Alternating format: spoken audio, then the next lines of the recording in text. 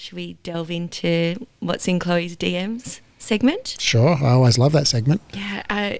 Do I get my sound, my intro? Was it a sad intro or is no. it's applause? Applause, definitely. So sort of like I say, lead in again to say, hey, here's Chloe's DMs. Here's Chloe's DMs.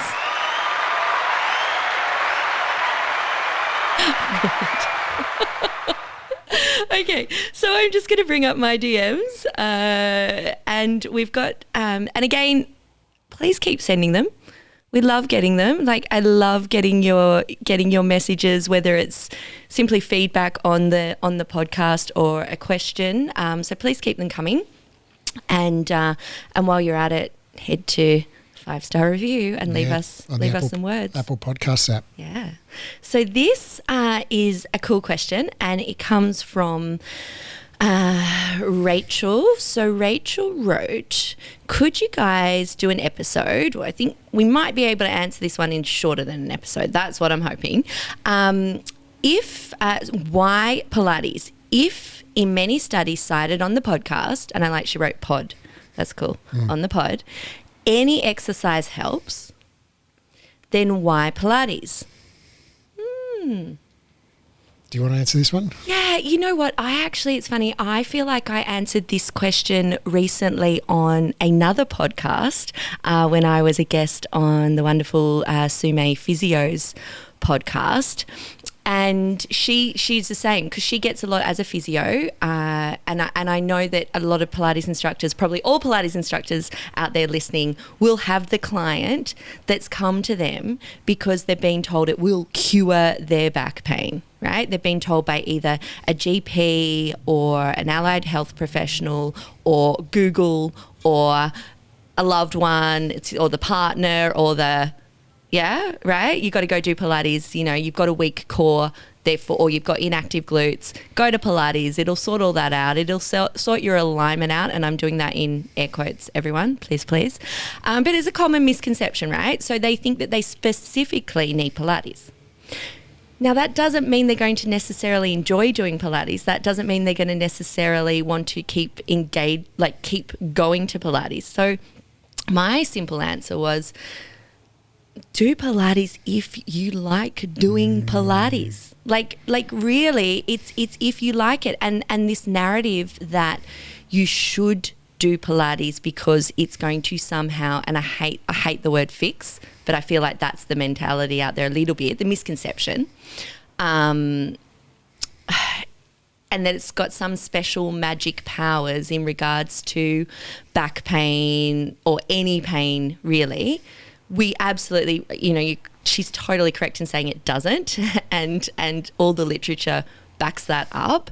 But what we do know is that movement of any sort and exercise of any sort is fantastic for everyone for a myriad of reasons, not just those experiencing pain. But we also know that you're more likely to stick to something if you enjoy doing it. So I was very clear on that podcast. I said, if you want to do Pilates, do Pilates. But if you'd prefer to go for a run, go for a run. If you'd prefer to lift heavy weights, lift heavy weights. If you prefer to skip on a trampoline, if you do the thing that you love doing.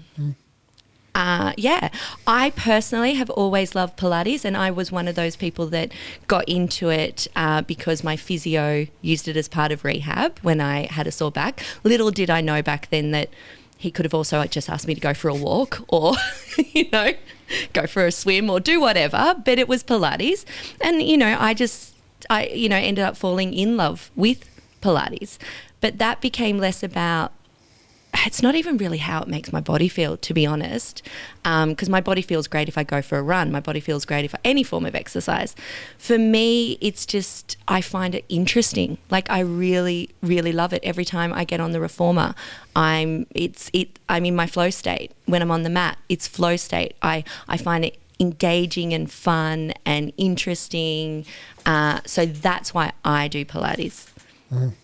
So if it's going to engage someone, and by engage I don't mean engage their muscles, I mean engage them in movement, get them excited about moving their body, then awesome.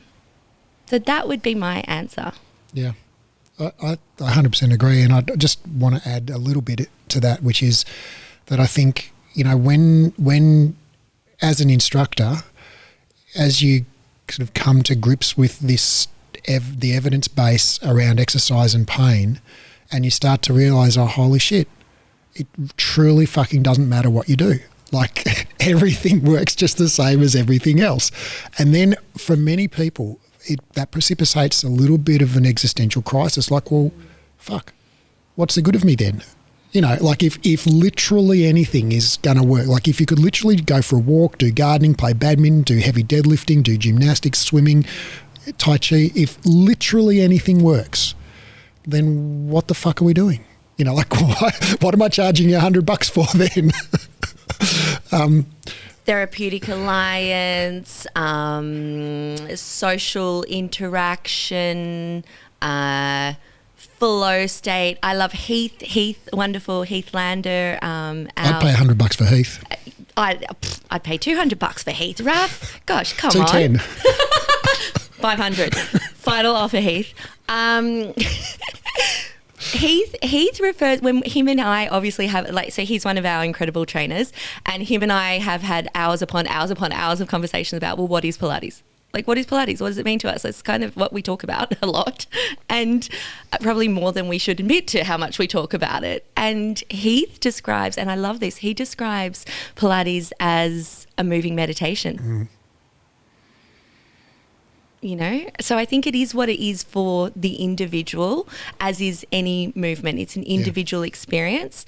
And just because any form of exercise is just as good as the other, if we're talking about things like pain, injury, etc., well, doesn't devalue what we've got to offer. No, I mean, you could equally say, well, any form of cuisine is just as good as the other, so why Thai food? It's like, well, if you like Thai food, you know, like that's why. Yeah. That there doesn't have to be another reason. Yeah. You know. And just to round this conversation off, I would also say that as Pilates instructors, and we do know that, you know, when you've got a client that freaking loves Pilates, like just totally is obsessed with Pilates, like I was that client, I at that point then refused to do any other sort of exercise. I remember saying that to Stella. No, I only do Pilates. I do it 5 times a week. I only do Pilates. I don't do anything else. All I need is Pilates.